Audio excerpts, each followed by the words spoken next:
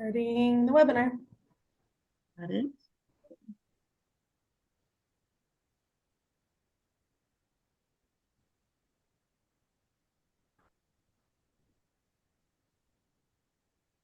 All right.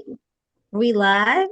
All right, all right. I see people coming in the room. Hello, hello.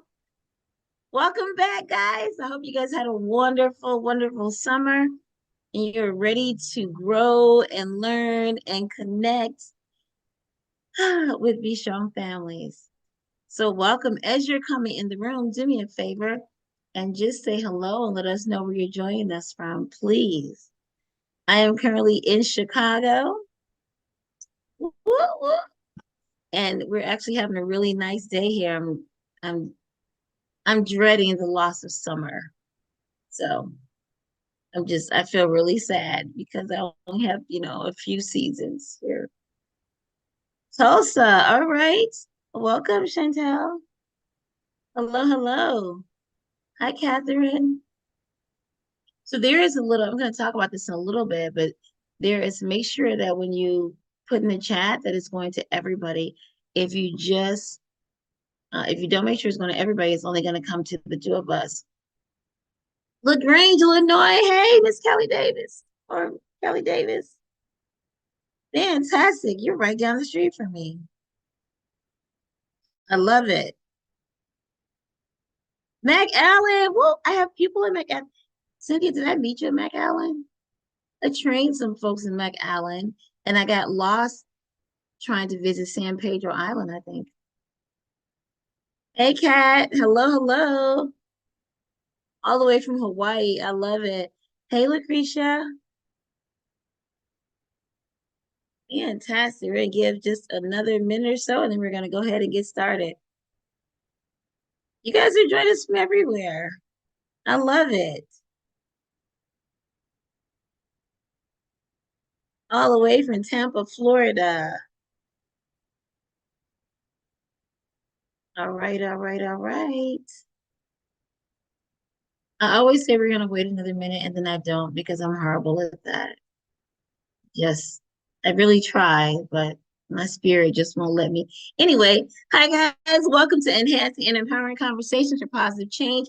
As you know, we do these a couple of times a month as a way to keep us connected, as a way to help us think about how we can create positive change in our lives, in our families, in our work, in every area of our life.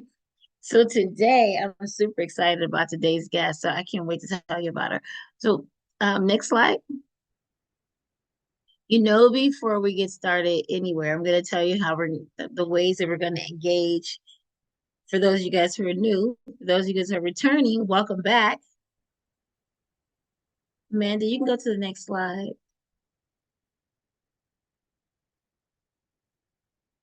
So these are ways to engage. When you're ready to speak, if you want to, be a part of the conversation when the presenter opens it up, please raise your hand and we'll ask for you to unmute yourself. And it is possible that you could be invited, if you're asked to speak, then you're going to pop up on the screen. Whoop, whoop, and become a superstar. Because remember, we are streaming this on YouTube. Secondly, in your comments, see the little example, there's a caret there that says to everyone or to hosts and panelists. So make sure that you click so that it says to everyone. Otherwise, it's going to go to us, and we don't want to miss your comments. And then please be patient with us. Sometimes when the conversations are good and stuff is popping off, then we may not get to you as quickly as you would like, but know that we're going to get to you. Okay. All right. And then let's go ahead and create our safe space. Next slide. With our wonderful, wonderful, wonderful agreements. We have agreements for every training, every event, every interaction. We have agreements because we like to create a space where people can be brave in that space, brave to lean in. So we do that by asking you to speak your own experience and use I statements. So don't talk about other people's experience because yours is valuable enough. Talk about your experience. And then our golden rule agreement really wraps up all of our cafe agreements, like don't give advice and no judgments, all that. That's wrapped up in that treat other people the way you want to be treated. And then full presence, please no multitasking. We do know it is lunch. So I hope you have your lunch so you can sit, enjoy, listen to today's webinar, and just get a whole bunch of stuff. But guys, if you're emailing people, if you're playing Candy Crush, if you're scrolling through social media, you're going to miss today's. You're going to miss some nuggets. So don't multitask, okay? And if you need a minute, take a minute. It's fine, and then come right back. Gotta take a call, do something like that. Do that, and then come right back. How do we agree? I need you to, if you agree to these agreements, I need you to type I agree in the chat. Just go ahead and type I agree in the chat. I feel like we must have a lot of new people here because usually I agree is popping in before I finish. Oh, okay. I see you guys. Yes, I love it. I love it. We are gonna have a fantastic webinar today. Love it. Thanks, guys. All right, next slide. Hey guys, welcome to today's topic is money stress to money wellness. And we have a fantastic presenter for you today. Mariska Reinerink is a friend of Be Strong Families. And I met with her and knew that she had to do a webinar for us. When I say the stuff she's going to talk about today is like, I was like, oh my God, I need this webinar for myself. And if I need this webinar, I'm pretty sure that other people need this webinar. She's a holistic money wellness coach with the interesting background. And I know that she has a heart for helping women, especially everybody, but especially women, get rid of all the fear and the craziness that comes around and the stress that comes around like money when that conversation comes in the room. And so I'm super excited that we have her here with us today to help us achieve money wellness and create lives that we love and deserve. I'm stoked. And I hope you are too. And for those of you guys who are new, I'm Sarita Sashington, the Director of Engagement and Program Initiatives here at Be Strong Families. It is my job and my pleasure to host these webinars with fantastic people from all around the world. And if you think you have people who you like to recommend to be a part of our webinar, reach out to me, let me know. I'm just going to turn this right over to Mariska and sit back, guys, and enjoy. Mariska, it's all yours. Welcome. Yes, hello, and thank you. Thank you for having me. I'm so excited to be here and so excited. I can't see all of you who are online, but it's gonna be fun. So we're gonna talk today about money. So first of all, I would really like to acknowledge you for being here because money is one of those topics that we would really often like to avoid and often are really good at as well. So I really want to acknowledge you for showing up and joining in this conversation. And I'm gonna introduce myself. I'm gonna share some information. I'm gonna share some tips with you to get from stress to wellness. And let me start sharing my screen so you can. Oh, there we go. Um, so we can see what we're talking about. Um, so what, we all deal with money, and unfortunately, from what I've seen, and I'll talk about where I come from and why I'm talking about this in a minute, but so many of us deal with money stress.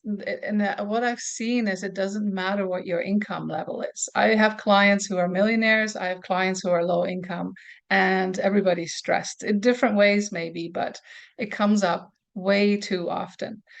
Um, so one of the things is one of the things I want to talk about today is the impact of that stress, what it does to our body, what it does to our emotions. So we're going to look at the biology and the psychology of money, which is maybe not what you thought we were going to talk about today, but we are. And then we're going to go on to those tips. Now, it'll be an interactive webinar, so we'll start with a quick overview of these things, and you can throw things in the chat. And as Sarita was saying, then I might, call on you to start sharing or to start talking or to unmute yourself. But for now, let me first tell you about who's talking. So I'm a holistic money wellness coach, certified money and strategy business coach, and there's a whole bunch of other titles. Usually, I don't care about titles. What I care about is that you know why I do what I do. See, I used to be a physiotherapist, and I used to work with people a lot of times with brains. Like I worked with people with strokes and all kinds of things, and I was fascinated by the brain. But what I could see even then when I was a physiotherapist and I did not have a good relationship with money, I could already see the impact of money stress on people because a lot of times when I was working with them, they were off work and that had a financial impact. So from there, it often I could see how it was holding back their progress, their physical progress, their physical healing. So in a way, it planted this seed for this connection. Now, fast forward, I think I worked in Canada. Oh, so I was born in Holland, moved to Canada in 91, lived there for 30 years, and now I'm coming to you live from The Hague in the Netherlands. So I'm a couple of hours ahead of you. Um, but even at that time, or 10 years into being a physiotherapist, I switched over to finance. Logical switch, right? I'll save you the long story, but what matters is that I still had that helping and healing and holistic viewpoint with me. So I was now more in a position to help people with money. And I thought that educating people about money, how money works and all of that would help. But my breakthrough moment was one day when I had volunteered for the YWCA single moms groups. And I walked away from that thinking what we had talked about, we'd had a really open conversation about money and not about the technical things, but more just about how we felt and what was going on for us and the fears and all of that. And I walked away from that evening thinking, there's no amount of money that can fix what's in the room, that this goes way beyond money. And that's sort of where my journey started. And I started to look into money coaching and neuroeconomics, behavioral finance, where science and money come together, which I love as a bit of a science geek. I absolutely love. And now that's where the Money Wellness Institute was created from. And it really takes into account both sides of money. So the practical side, I was a financial advisor and a CFP for 20 years. So I know that side really well, but I also know the body really well. And I found a way to make them connect and to bring my two worlds together. And that's kind of why we're here and why we're talking about this today, or that's what I'll be talking about. And I really firmly believe that currently in financial services, like when you talk to people about, when people hear I'm going to talk about money, they expect me to talk about numbers. We always skip over how do we feel about money? How do we feel about our own worth and what we deserve and the fear around money that comes that we've learned growing up. We just skip right over that, go straight into the numbers. And I really feel strongly that the financial service industry is really, leaving out the most important part, but that's a topic for another day. So today we're going to talk about money stress first. And I would love to see where you're at. Like, when you hear the word money stress, what does that bring up for you? Are you experiencing it? What does that look like for you? And you don't have to share anything that you don't want to share, obviously. But we're more talking about the emotional side. Are you scared of money? What does it do when you when money enters the conversation somehow, or when you need to charge somebody for your services that you do. Like, what's going on for you? I'd love to see. So throw it into chat. Also, the important part of, I'll keep an eye on the chat here. The important part of the chat is too that you can see that you're not the only one. Because money is this taboo and we don't talk about it with each other. There's this silence around it, and we all think we're the only ones suffering with this money stress or money anxiety, and we're not. Everybody's feeling the same. So I see some things coming. So anxiety, overthinking, fear, intimidating, stress, anxiety, imposter syndrome. Yeah. I work too hard to be this broke. Oh, that's a common one too. Never seem to make enough. Stress, anxiety, uncertainty, low key stress. Okay, yeah. So when, oh, anxious, helping children save for their retirement, finding out how to invest properly, need more of it. So you see already there's a lot of you that have some, like the word anxiety came up quite a bit, and the stress.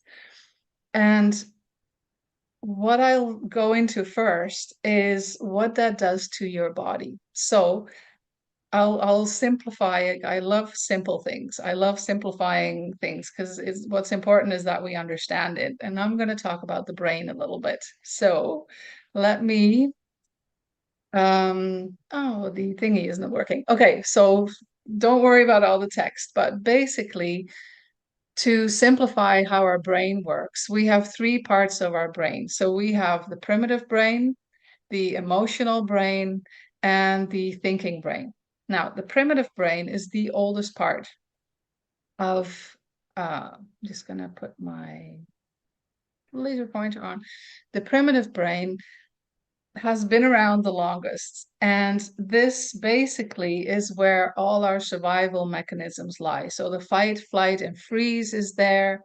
The all the basic functions, but also greed and desire. They are there.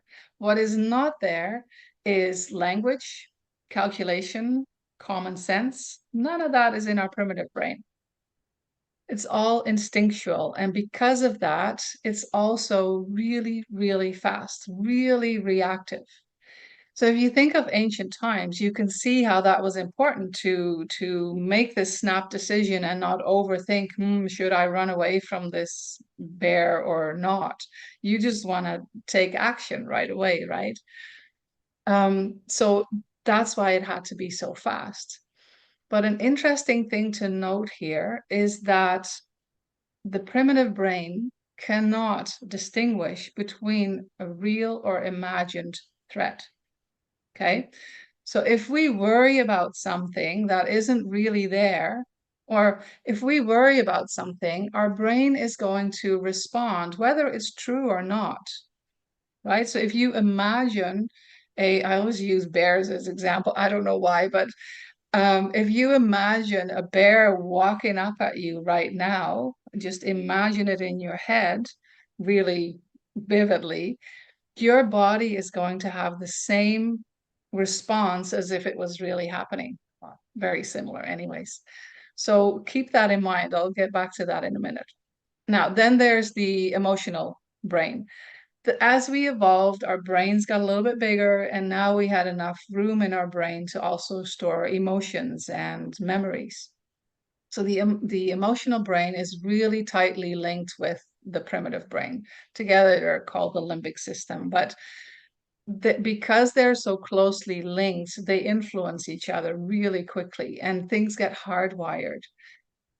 So no, think about, for example, the connection between having burned your hand on a stove and that feeling that pain and that shock of that happening. If that has happened once, the next time you see a stove that's hot or that's, obviously on, you might have a physical reaction to it. So that's what that hardwiring is about. And the same happens with money things as well. If we've been really really broke, for example, or we grew up in real poverty, then that is hardwired in our body. Those feelings and those emotions that come with it are hardwired. Now, fast forward again, many years, and our brains got bigger again. Now we got brain 2.0, and we got more real estate, and we were now able to develop the thinking brain, the neocortex.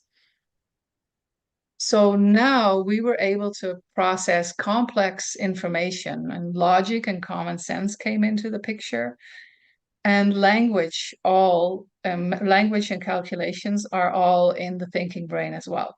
But because it's so big and it can do so much, it's a little bit slower as well.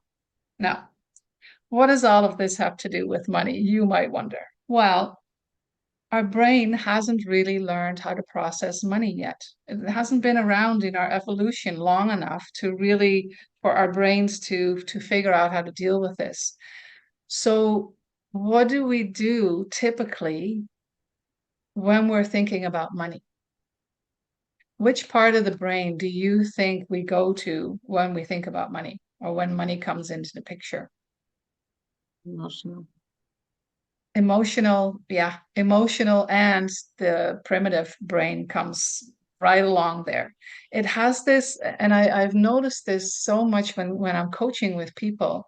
By approaching life through the vehicle of money, you just get right through the core of things. It just cuts through all the BS and gets right to the core survival feeling in a way. And that also means then that we become very reactive and we don't always get a chance for our thinking brain to come in to help with logic and common sense or math even. It's really important to understand that this is all subconscious. This is all going on without us even knowing about it.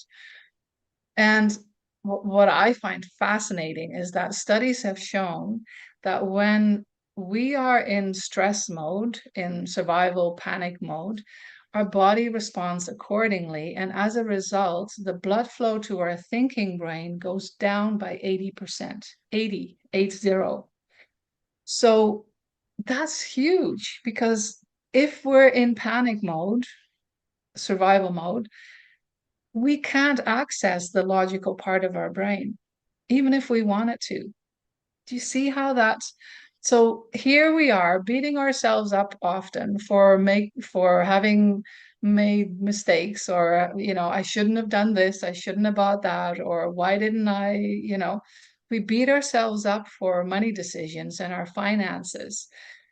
But we can like you see with the biology how we can't even really make a difference there once we're in that survival mode. So I really hope that like when I learned about this, I was like, I felt this weight off my shoulders, and I hope you feel the same way. Oh, I think Kayla is saying all the time, yeah. So I'm hoping that by you understanding this, that you can see a different way of approaching. We'll get to the tips later, but I'm laying the foundation. Now, will understanding all of this suddenly make everything better like magic? No, but what I found is teaching this to people and using it myself is that knowing about this, I become more aware of what's happening and then I can stop myself.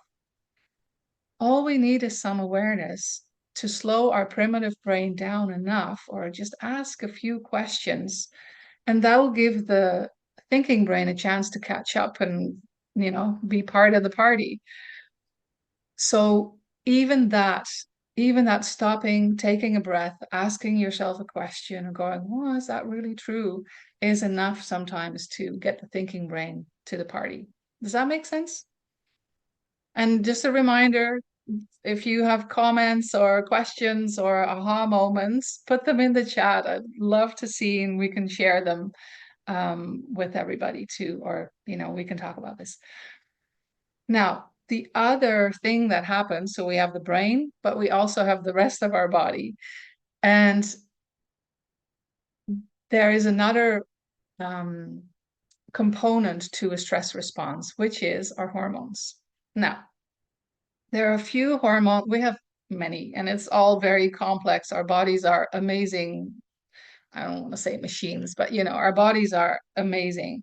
So I'll just cover a couple of the hormones or neurotransmitters to be exact, super simplified just to get the point across. The main one, the main hormone that is tied into our stress response is cortisol. Like, and many of you might have heard about this already.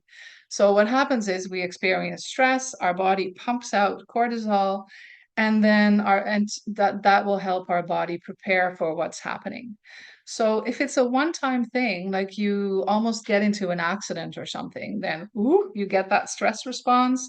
And then as things settle down and things unfold, then this cortisol level goes down again. But the problem starts with chronic stress. And if you don't have a good relationship with money, and every time you get a little stress response when the topic of money comes up, or when you think, oh, I don't have enough, or something like that, then do you know how many times a day we think about money?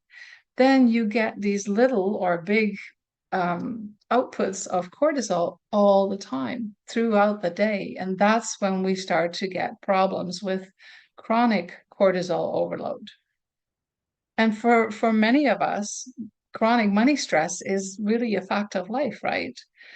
So let's see, and again, throw it in the chat if you're finding that too, if you're noticing that there's that physical response to the topic of money or thinking about money or bills or prices or things like that. Now, what is the impact on the hormonal side of okay, hang on. Here's the cortisol overload. When we have chronic stress, we get all kinds of things. Now, we're not here to diagnose, but I just wanted to give you an idea of what happens when we're constantly stressed out about anything, but that also includes money. So we have difficulty relaxing, we're always on the go, and the over caretaking or the overworking is huge. Like we're always busy. And then if it's around money, then it's like, oh, I have to work more to make, I don't have enough money, so stress response, I got to work more, right? And that happens all the time. No off button, fatigue, memory fog. We can't think things through quite so well. Don't cope as well. Hypervigilance, that's work, work, work. Exactly. Um, and hypervigilance is one that I hear all the time with my clients. Hypervigilance is waiting for the other shoe to drop. And I hear this so often. Like the brain is then always scanning for the next problem. And what we often say then is, I feel like something else is going to go wrong. Does anybody recognize that? Now, and okay, that's so the other thing that happens with high cortisol levels is, let me go back to the other slide, is that our serotonin levels go down. Now, serotonin is our feel-good hormone. When we have enough serotonin, it just, we feel good in our bodies, we feel good in the world, life's good. We're just, it helps us sleep, it helps us be calm. So it's kind of totally the opposite of the cortisol. But with the cortisol dropping because of the high cortisol, with the serotonin dropping because of the high cortisol levels, we don't feel so good. We might even get depressed. So what we do then is, again, subconsciously, we try to get a boost. And how do we do that? Ta-da, dopamine to the rescue. Now, you've probably heard about dopamine as well. Um, and dopamine gives us a sense of euphoria, like a natural high. How do we get this? Well, there's gambling, drugs, and eating as well, but shopping is another one. Ever heard about retail therapy, anybody? Probably. Do you recognize that at all? Like, do you go shopping? Like, so many of us. when we have a really great day or a really crappy day, then we get, well, I'm gonna go get myself some whatever your thing is. I'm gonna buy myself this nice pair of shoes, or I'm gonna treat myself to lunch, or I'm gonna get some wine, or I'm just whatever your thing is, that's gonna make you happy. You think it's gonna make you happy. What it does is it's gonna give you dopamine. So yes, it's gonna make you feel happy temporarily. Problem is, dopamine doesn't last that long. So we get this nice little boost, but then by the time we get home, and certainly by the time our visa bill comes in, that dopamine is long gone. So now we're back to low serotonin, not feeling so great, and we might have to go shopping again or do something else again to get dopamine. We call this a dopamine hijack, where you just need to keep going to get more and more dopamine to feel half decent. It's not great for your body, and it's not great for your credit card or your cash either, right? Does anybody recognize that feeling? Again, put it in the chat. Now, the point I want to make by explaining this biology, that first of all, it's all subconscious. So no need to beat yourself up for that, okay?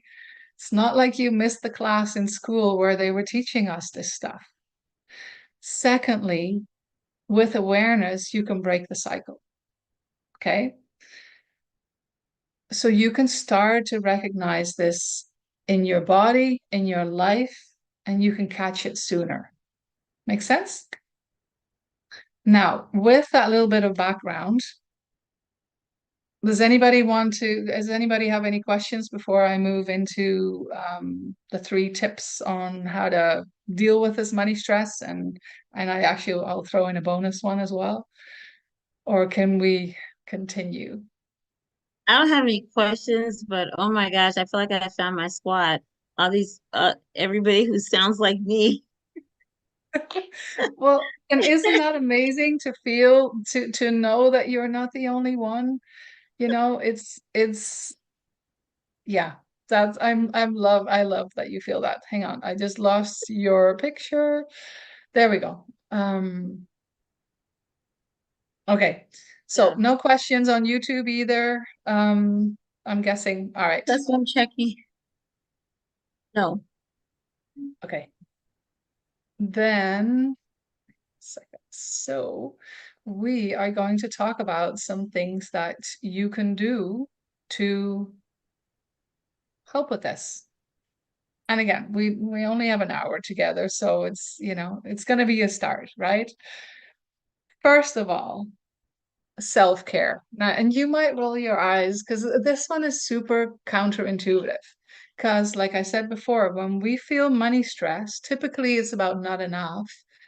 Then we think we should do more. We should work harder. We should take another job, or depending on what's going on, but we need to do more, right? And it's actually exactly the opposite. It actually, we need to, and hopefully you can understand now that doing more, working harder, hustling, all of that is going to keep that cortisol going. It's going to keep us in our primitive brain, and it's not going to give our thinking brain to be part of part of the party, right? So by doing self-care, 15 minutes a day, just start with that. Do more if you can, but just do 15 minutes a day just to get out of that survival mode and to start to recognize what that feels like is going to make a huge, huge, big difference. I can give you an example from my own life where now my mantra is work less, make more. And the reason I have that, the where I saw this is when I don't know how many years ago, a couple of years ago, 4 or 5 years ago, I moved to a place close to the beach. So every day I went walking with my dog and I found myself on the beach and we were climbing over rocks. My dog was having a sushi buffet and I was just, climbing, listening to the ocean and just not meditating, but just walking and enjoying being outside. And this actually meant that my whole morning was gone. By the time I got outside and, we got back inside a couple of hours later, my whole morning was gone. And yet, when I would come back to my computer, I would have emails there from people wanting to work with me, or I would have awesome ideas while I was on the beach, thinking, oh, I could do this and I could create this or whatever business ideas. So my income exploded, even though I really only worked half a day, which to me was all the proof I needed that this works. And I continue to not take appointments before 11 a.m. and to really put myself first. So if if you can take anything away from this, start putting yourself first and do something 15 minutes a day to nourish yourself. And this can be whatever works for you. I often tell people to create a happy list, which has all the things on it that make you feel good. And I'm talking a serotonin kind of good, not a dopamine kind of good. So it shouldn't have shopping on there or anything too related to money. Mm. Because otherwise we're getting that connection again between money and feeling better, because that's a dopamine kind of, anyway, I hope that makes sense.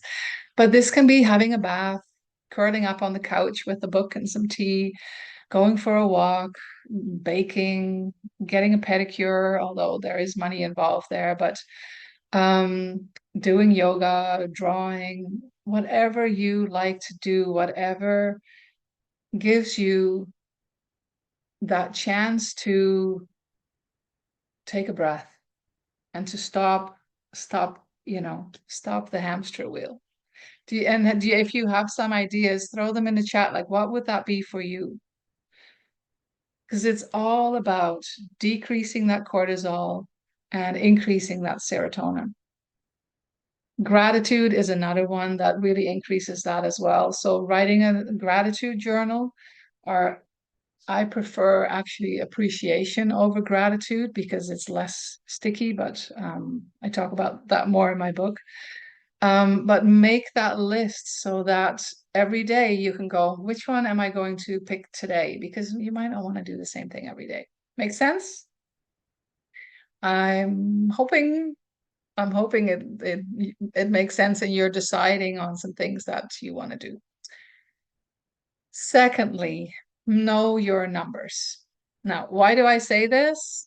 And my work is really sort of a dance between the body and the numbers, and they both matter. So what I see here or with my clients so often, if there's uncertainty or unclarity, is that a word, about how much money is coming in and how much money is going out, our emotions are going to tell us what's coming in and what's coming out. And it's not going to be a positive. It's always going to be more negative than it really is. So you're kind of like spinning your wheels. And I have one example where one lady came to me, asked for my help, and I said sure. She was having fights with her daughter about money all the time. This was a single mom.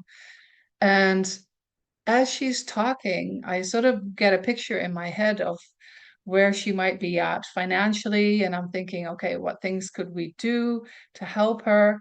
So finally, I was like, okay, well, let's get your numbers down. Let's see how much money you have, what you earn, how much debt, whatever. Let's just get it on paper and then we can deal with it. Turns out she was a millionaire. And she sounded like somebody who was on social assistance. Nothing wrong with social assistance, but you can see the discrepancy, right? She had more than enough money, but she wasn't allowing it into her consciousness. So, with this tip to know your numbers, you need to know exactly what's coming in and what's going out. Otherwise, um, oh, I'll save that otherwise for the next slide. Um, but basically, know your numbers. I am not saying go on a budget because budgets don't work. And I don't know if this is a surprise for you or not, but who here has used the budget and has given up 2 weeks later? Anybody? not seeing responses in the chat yet, but anyways, think about that. Budgets don't work with your brain. And we're not walking calculators. We're not supposed to. So my version of a budget is that you say, well, per month I can spend this much on this. I can spend this much on groceries. I can spend this much on clothing and whatever. We can't keep track of that the whole time. We need to um, we need to live life. We can't just keep track of the numbers. So budgets don't work. There's another way that does work that goes with your brain. I call it the money wellness cash flow system to find a shorter version of that because it's a little bit of a mouthful. But if you want to find more about that, we can send you a link, or I think I'm going to put it on my website under resources so that you can watch the video because it should also still be on YouTube. So I'll find the link. Should have done that. Sorry. Um, because this is what I was gonna say. If you don't know your numbers, it's like we're stuck in financial quicksand. Because if you then need to make a money decision, you don't know if you can or cannot afford it, or if you cannot oh, hang on. I'm just seeing all the chats. I wasn't scrolling down. Huh? Um, okay, I'll catch up on that in a little bit. Um, let me finish the quicksand first. If you need to buy something and you're trying to figure out if you can or cannot afford it, how do you know if you don't know exactly what's coming in and what isn't? You don't, right? So then your emotions are going to just take over again. What And that's being stuck in financial quicksand. So what we want is to know your numbers so you can have that financial stability and peace. Even if the numbers are not what you want them to be, even if you do the numbers and I can share a spreadsheet with you, you just have to email me. If you know the numbers and it turns out that your expenses are more than your income, okay, but once you know, at least then you know that you need to do something and you can come up with solutions instead of panicking or instead of not knowing or instead of stressing out about it. You know, once you know, you can do something about it. And now that I'm catching up on the chat, I just see food is hard to budget for. Everything is so expensive um when it comes to food. Yes, here's the thought, and I know I'm not going to teach the whole, how are we for time? I know I'm not going to teach the whole spreadsheet or the cash flow system, but think about this. What if you were to take, what if you normally spend, let's keep it simple, $100 a week on groceries, just picking a number. What if you took that $100, ideally in cash, and went grocery shopping with that and try to make the most of that. So what we want is to give it a sense of a bit of make it a bit of a game, like, how can I do this and this as well? Like, how can I make that work? Because then you take your power back. You're not at the mercy of your expenses. Okay? Just to think about that for a second, but I'm not gonna go down that too much because we have a workshop where we'll talk about that as well. Um, back to knowing your numbers, write it down. Like, as I said, I have a spreadsheet that you can do, or you can download one. It doesn't matter, but as long as you have it all clear, have a really good picture of what's happening. Make sense? You like saving for things? Yes. Can I say something? I'm listening. I'm thinking, I am so vibing with everything that people are saying in the chat. And then I started thinking, like, you know what? I don't budgets like the worksheet you're showing me. That makes me like nervous, and I can. But if I have a spreadsheet where I list what's coming in and what's going out, right? And I list everything so I can remember to pay my bills on time. You know what stresses me out? What stresses me out is pending. Pending. Pending. So I had an aha moment, like the weekend. So you get paid on Friday. And then you go, I know how much I have to spend, blah, blah, blah. But on the weekend, hardly nothing comes out. Bills don't come out. So then Monday morning, it says pending. And then I don't know how much I spent, how much is left. Now I'm really stressed out and I'm nervous because I'm like, wait. And I tell my husband, we can't touch anything. I'm waiting for the smoke to clear out because I don't know. And that pending does it for me. So when you said take $100, I'm like, oh, if I pay cash for my stuff, if I did that, like not the miscellaneous, took out the, I don't know, but pending messes me up every week. I'm Yeah, like, I don't know how much is clear. Don't yeah. touch anything. That's And me. then yeah, and then that stress, that panic moment comes in again, and it just it's this vicious cycle, right? Um, but that's a good one, that pending. But yes, I mean, if COVID kind of took us away from cash even more because we're so disconnected from how we spend. We just swipe our card and it just magically gets paid until you look at your bank account and see pending. But we don't actually handle the cash anymore. And there's so much power in that because then we can also be more conscious of receiving. So it's, and you mentioned another thing, tracking what's coming in. When you email me here, I'm going to put my email in here for a second, or Amanda can, yeah, I'll just quickly. Okay. Email me. I will send you the spreadsheet. So it's actually the one that you can see on the screen because it has different, it's actually, it looks very basic, but I think it's magical because of the way it's set up. Um, But there's another tab, which is income tracking. And if we have time at the end, remind me, I can tell you more about income tracking and why it is so powerful. I'm just going to make a note of that. So, one more tip, when you fill out your spreadsheet, do this as part of a money date. Make it special. And you'll see in the next tip why. But get some candles, get some chocolate, some wine or some tea, make it special because this is your time to work on your relationship with money. So why not make it a date, right? Just have fun with it because that also might suspend that little voice that might have some opinions about the expenses you're listing. Um, or speaking of that little voice, or you shouldn't do this, or you shouldn't have bought that. Um, give that little voice some space by starting to journal. Listen to what it wants to say and why and what is it really scared of. And also listen to that fear. What are you really scared of? Because then you can also see that the dopamine buying doesn't actually deal with that.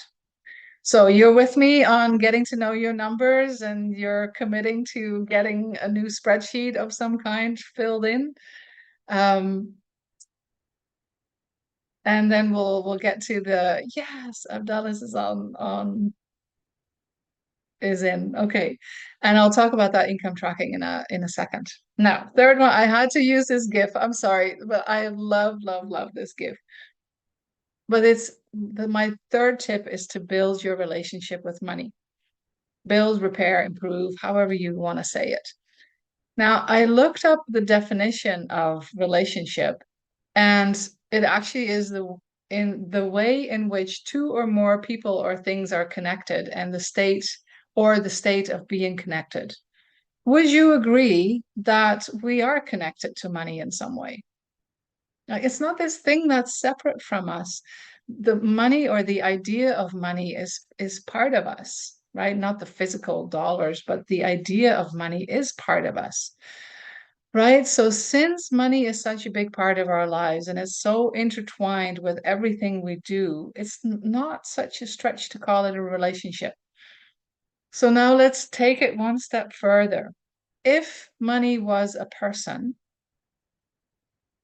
how are you treating this person right now? Let's think about that for a minute. So I'll repeat. If money was a person, how are you treating this person right now? Powerful, influential relationship. Okay. But think about it. Are you, um, when money shows up, are you like, oh, that's not enough? Like if that was a person, would that person continue to show up? No. Or are you saying, hi, welcome, friend, come on in? I know oh, I'm seeing my broke best Yeah. friend. And Love people that. say ignore it, avoid it, very careful. So start thinking about that. I know it might feel weird, like money is not a person, but it is in our minds. We're relating to it. We're having conversations with it. So how are you seeing money? How are you relating to it? And are you welcoming it? Are you treating it like the best friend it is? Something to think about. All right. If you want to do more about that, I'm going to do a shameless plug for my book here because it's all about your relationship with money. But kidding aside, I wrote this book to help you improve your relationship with money. It's super simple. I got extra big print so that all of us, even with reading glasses, can read it easily. You can find it on Amazon. I think Amanda's going to throw the link in the chat, or do I still have that on my computer? Anyways, we'll get you the link, or you can just find it on Amazon or Barnes and Noble. Um, but it's all about your relationship with money and a lot of the stuff that, oh, thank you. Yes. A lot of stuff that I've talked about today is in there too, and more. Now, the fourth way to go from money stress to money wellness is to know your money type. Now, money types, I'm not going to go into this because we're going to talk all about this in the workshop that we're going to do. Um, our money types are not our personality, they're really just the way we interact with money. So this can be the innocent, the victim, the martyr, the fool, the warrior, the creative artist, the magician, the tyrant is another one I'm forgetting. And we can switch between them like nobody's business. So it just depends on which situation we're at. But the base of it was laid before in our childhood before we turned 15. So this is not something you decide along the way. But anyways, it will really help because if you, for example, have the innocent who's very fearful of money and anxious, and wants other people to take care of it. But you also have a strong fool archetype who wants to just, or money type, who wants to live for today and have fun and be super generous and just spend money. Then you're going to be bouncing back and forth between those two, which again can be really, really stressful. So that's something, if you want to know more about that, come to the workshop. So speaking of, or recapping, to go from money stress to money wellness, self-care, 15 minutes a day, do something just for you because you matter and you are worth it. Okay. Know your numbers. It is safe for you to look at your numbers. Okay. Build your relationship with money. What if money was a person? How are you welcoming this person, or how are you talking to this person? And know your money type. Well, we didn't go into that too much, but I put it up here anyways. Questions. We'll get to that in a sec. I'll just show you the workshop info is we're doing a workshop November 21st, 9 a.m. to 1 p.m. Central Time. For more info, the Be Strong Families ladies will tell you more about that too. I think you can sign up with a QR code that they'll show later. And that wraps it up there for me. Oh, there's a link in the chat already. That wraps it up for me. So thank you, thank you, thank you for all your, I'm going to catch up on all the chats that I missed. Don't know why it wasn't scrolling down. here's my email, there's my website, and you can find me on Facebook and Instagram. I'm starting to pop up there a little bit more. And I'd love to talk to you. I'd love to hear about your aha moments, and I'll stop sharing so that we can take some questions if they're there. So, so much talking. That was fantastic. Did anybody send me any questions for Mariska? Please feel free. We have like 5 minutes, so we can take a couple if anybody has any questions. If you want to put it in the chat, you can do that, or you can raise your hand and we'll put you on the screen. Or aha moments or something. Yeah. Okay, good. It's wondering how to handle sporadic expenses. Do you mean what kind of expenses? Abdalis? I'm not sure how to pronounce your name, sorry. Do you want to come Oh, on? Do you want to ask your question or do you want to unmute yourself and we can chat? she said sure, or they said sure. So, I'm not sure how to how to unmute. I think unmute? we need to unmute. Yeah, Amanda, you have to unmute Okay. Abdallah. And Leah Wanda, I see you're asking about certificates. They are for upon request only. So, yes, send me an email. And we're working on unmuting, right? I Hmm. think I can't do it on my end. Yes, working on it. Okay. Thank you. In the meantime, so sporadic expenses. I know how to answer this because the cash flow system is set up for that, but I'm just, thinking on medical expenses or groceries. Okay. Basically, with the cash flow, the money wellness cash flow system, what you're going to do is you're going to know we're actually, I have time. We're going to separate expenses into not wants and needs, not fixed and variable. We're going to split them into boring and emotionally charged. Okay? Because the boring ones, they're going to be on autopilot. The emotionally charged ones are the ones that where the dopamine can run away with it.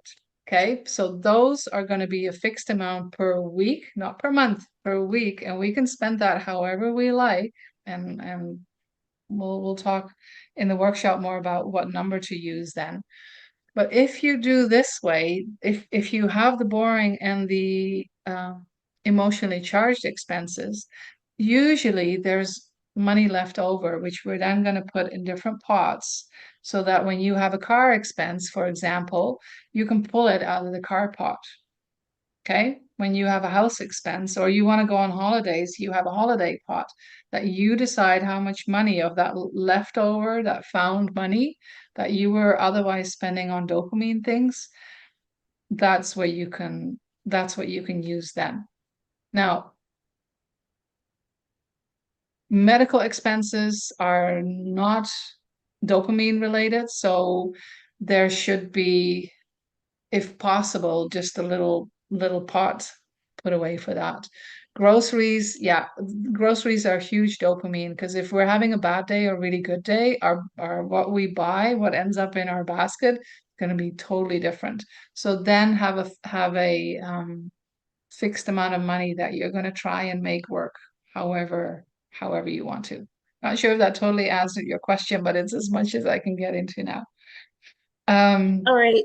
Oh, Impulsive. Yeah, no, we probably have to go. But lots of questions, which is great. I'll let you take over. Sorry.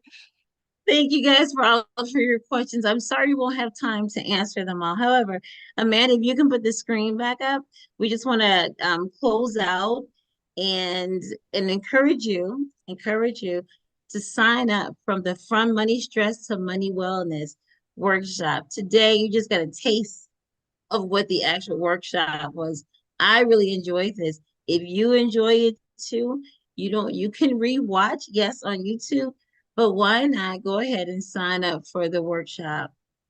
You register, it's going to be held Thursday, November 21st. It's going to half day training or workshop, and you can come learn how to move from money stress to money wellness. Sign up today. Use the QR code to remind you. We'd love to have you. It's going to be epic and you don't want to miss it. Next slide.